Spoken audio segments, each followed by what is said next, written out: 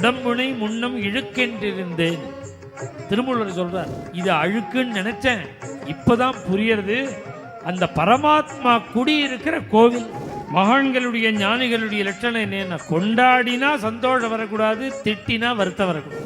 அவனுடைய பாவங்கள்லாம் சேர்ந்துதான் எங்களுக்கு பரம விகாரமான ரூபம். அதுக்கு தான் அன்னைக்கு இந்த ரிஷியினுடைய ஆசிரமத்துக்கு வந்து சேவை பண்ணி நாங்கள் பாவத்தை போக்கிக்கிறோம்.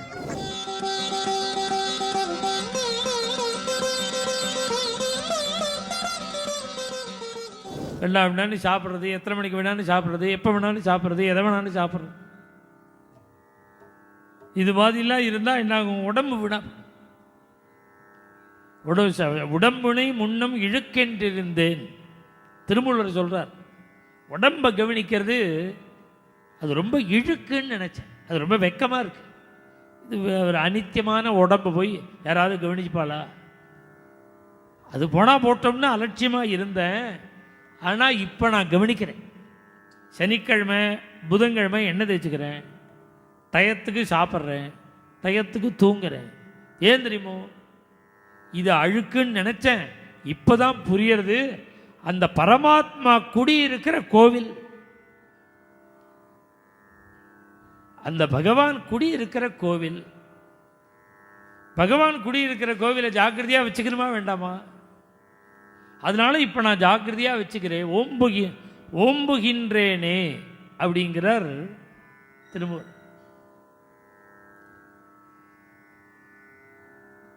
ஆசனங்கள்லாம் எதற்கு அப்படின்னா சரீரத்துக்காக தான்.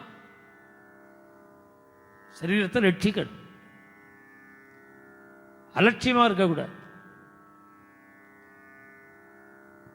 அப்படியே ஜபம் பண்ணிட்டு இருக்கார் எப்போதும். அவர்கிட்ட போய் கேட்டான், இங்கிருந்து காசி எவ்வளவு தூரம் இருக்கும்?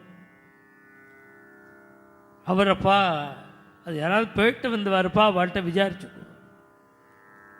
நீங்கள் போனது இல்லையான்னா, போகிறதுக்கு எந்த ஒரு பிரசக்தியும் அவசியமும் ஏற்படலை. நாங்கள் எவ்வளவோ 1000 மைல் தள்ளி அங்கேருந்து வந்திருக்கோம் கொஞ்சம் காசிக்கு, கங்கா ஸ்நானத்துக்கு. அநேகமாக கொஞ்சம் தூரம்தான் இருக்கும். இப்பக்கத்தில் இருக்கிற காசிக்கு போகாமல் இருக்கீரே, நீர் ஒரு க்ஷேத்திர பாபி அப்படிலாம் பேசா. அவர் இன்னும் வருத்தப்படலை. ஏன் அப்படின்னா, துல்லியலிந்தா ஸ்துதிர்மோ கீதையில் பகவான் சொல், மகான்களுடைய ஞானிகளுடைய லட்சணம் என்னன்னா, கொண்டாடினா சந்தோஷம் வரக்கூடாது, திட்டினா வருத்தம் வரக்கூடாது. துல்லிய நிந்தா ஸ்துதி, நிந்த பண்றதும் ஸ்தோத்திரம் பண்றதும் சமம். 3 இருந்துட்டான். அவனும் போய் படுத்துனுட்டான். தூக்கம் வரல. பாதி ராத்திரி 3 மணி இருக்கும். விடியற்கார் தலைவேளையில் ஏதோ சப்தம் கேட்டுது. எழுந்துன்னு பார்க்குறான், 3 பெண்கள் இந்த ஆசிரமத்தை சுத்தம் பண்ற, இந்த ரிஷி ஆசிரமத்தை. பரம விகாரமா இருக்கா, குரூபிணிகளா இருக்கா.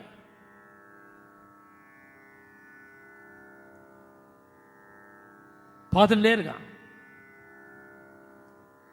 ஒரு மணி நேரம் அவர்கள் சிஸ்ரூஷை பண்ணிவிட்டு அந்த ரிஷியினுடைய ஆசிரமத்துக்கு உள்ள போயிட்டு வெளியில் வரா. ரொம்ப ஊர்வசி மேனக மாதிரி இருக்கா, திவ்ய சுந்தரிகளா இருக்கா. அவன் பிரமிச்சு போய் கிளம்பின 3 பெண்களையும் தடுத்து நிறுத்தி, நீங்க 3 பேர் யாரு?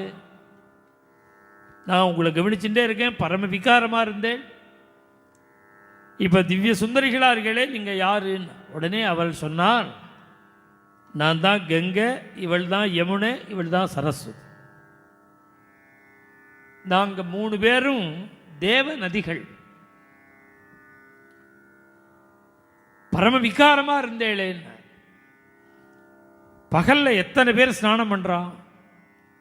சமஸ்த பாபட்சயார்த்தம் சமஸ்த பாபட்சயார்த்தம்னு சங்கல்பம் பண்ணி எல்லா பாபிகளும் எங்கள்கிட்ட ஸ்நானம் பண்ணி பாவத்தை விட்டுறான்.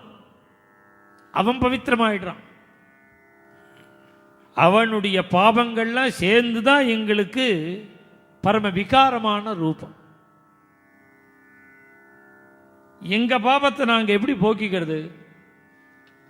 அதுக்கு தான் அன்னைக்கு இந்த ரிஷியினுடைய ஆசிரமத்துக்கு வந்து சேவை பண்ணி நாங்க பாபத்தை போக்கிக்கிறோம்.